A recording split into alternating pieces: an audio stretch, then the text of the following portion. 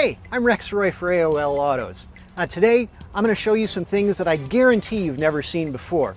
We're here at the Henry Ford, which is one of the most amazing museum complexes in all the world. And if you're ever in Detroit, it's a must-see. Now, the cars behind me are what I'm calling the original three. And they would be cars from companies that would become the Chrysler Corporation, the Ford Motor Company, and General Motors. Now today, we're going to look at the technology behind them, and we're even going to learn how to drive them. Let's start by taking a look at the Ford, because it's certainly the earliest example we have here. Now, I'd like to introduce you to Derek Moore.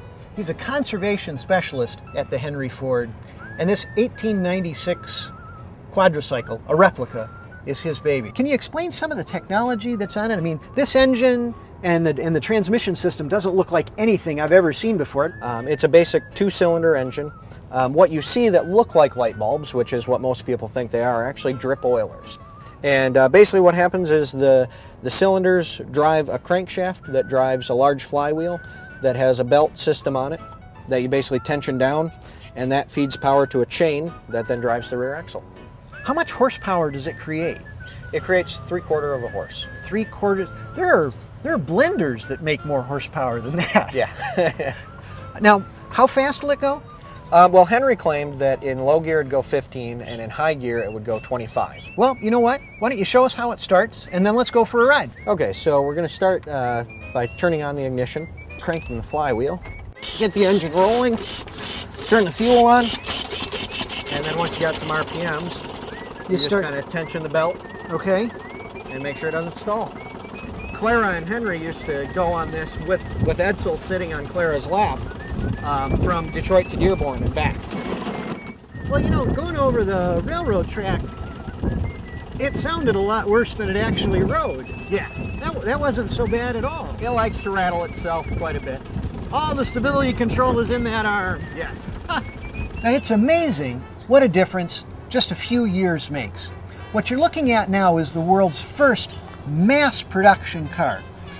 This car was built between 1900 and 1904, and it's a curved dash Olds, and I'm standing with its owner, Richard Donahue. Now, it's a one-cylinder engine. Yes, 4.5 horsepower. 4.5, about what a small push lawnmower makes today. Right. But in this, you got some pretty good speed out of this. 27 miles an hour top speed. I see this big lever, and you said that's how you start it? That Yes. crank?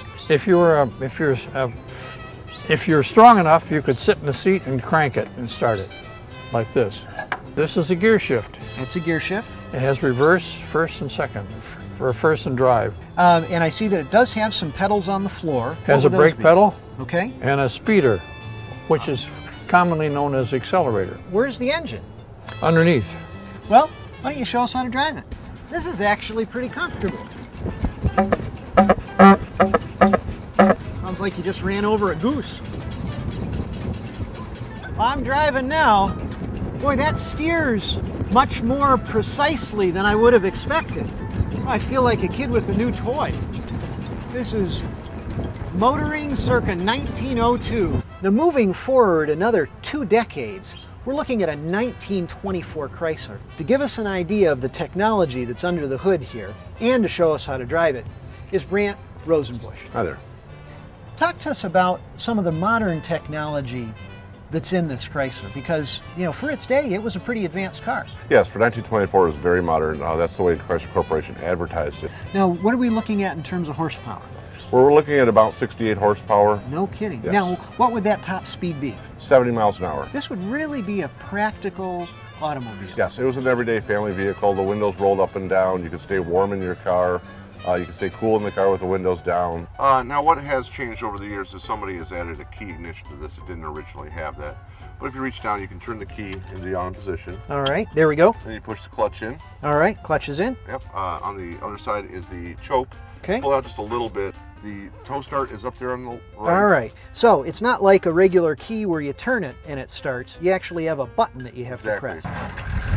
There we go. There we go.